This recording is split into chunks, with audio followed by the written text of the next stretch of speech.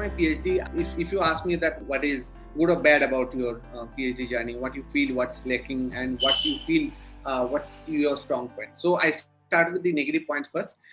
If you compare to outside India PhDs, in India the main issue is the scarcity of resources. I understand the resources are getting drained because due to various regions. I mean, you can't cite a one particular reason. And but again, people out of these scarce resources are trying to give their best sciences as possible. And those people, yeah, the problem is more severe with those who are working on the experimental portion. They have to procure their experiments, experimental apparatuses and all those things. And those who are working on analytical portion, yes, they are lucky in that way. But again, they have to give more of their mind into their work. Secondly, the thing is the time frame of PhD is very varying in India, which I Yes. have felt that if yeah, the some of the universities, they will give you 3 years or 4 years. Within 3 or 4 years, you will get a PhD. And I took 6 years. Some are taking in IIT Kanpur 7 years, in IIT Madras I know 8 years, 9 years. So if you are not completing your PhD within a certain time period, after PhD, if you want to get into some IIT or some university as a professor, there is a official bar of 35 years of age. Right? Okay. That is the official one, but not strict that much. But again, you don't have much buffer time. Since I did not do any job after my BTech or MTech, I have still have some buffer time, at least for 1 year or 2 years to go for postdoc. But those guys who had to go for jobs after their BTech and MTech to support their family economically, they do not have that luxury of going to postdoc. They have to straightway finish their PhD and get whatever it's available. Maybe if they completed their postdoc after their PhD, they could have got a better opportunity, but they don't have that luxury of going for postdoc. Third thing which I felt is the options after PhD in India is very limited. I believe that every people you ask here, you will think, okay, you have done your PhD, so obviously you'll go for doing a academic job and you will go to going to be a professor. But outside India, I believe there are multiple options available. I mean, you can go for different multinational companies which are recruiting PhDs as well, not only just BTechs and MTechs.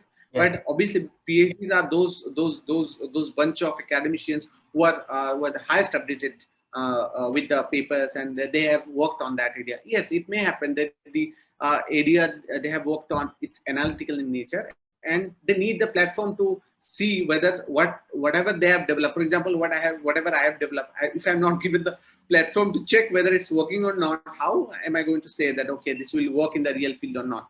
So for working in the real field, you need the sponsorship, you need the job from the companies, which are very scarce right now in India. Coming to the good portions of India, I believe in India, not that PhDs are not doing quality work. Some of the PhD students are doing excellent work, and yes, they are at par with the best colleges in the world. And as can be seen from the list of colleges which are well placed in the global rankings of different yes, academic rankings, as you know. Secondly, nowadays different schemes are available. Prime Minister yes, Research PMRF, Fellowship is one of them.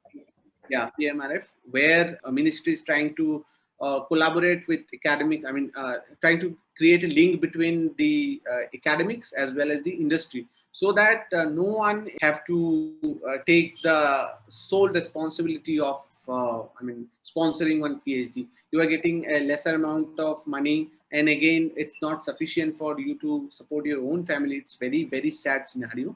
But yes, nowadays they have increased the scholarship hugely.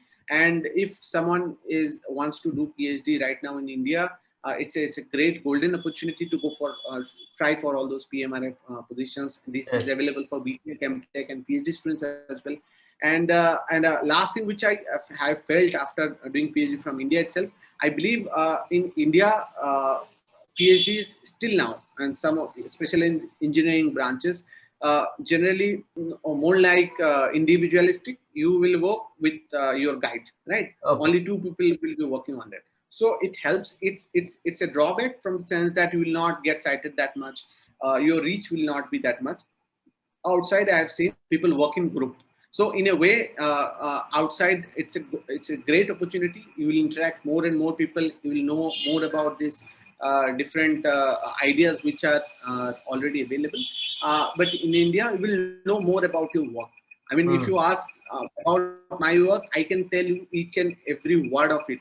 And outside people, I have seen that okay, they are part of one work. Their PhD work is fine. Then they will be working on some other work, but then they will not, obviously they will not be knowing the whole work because that is not I mean entirely their work. So Hmm. in India, the quality of research I know, I believe that it's going up day by day. And right now is the proper opportunity, proper time to go for PhD if someone wants to do that. Yeah, I believe that in all old IITs and IISc, the way the research works is really good because the IISc has been ranked number one all over the world in research. So I think this is the report in 2020 or 21. Yes.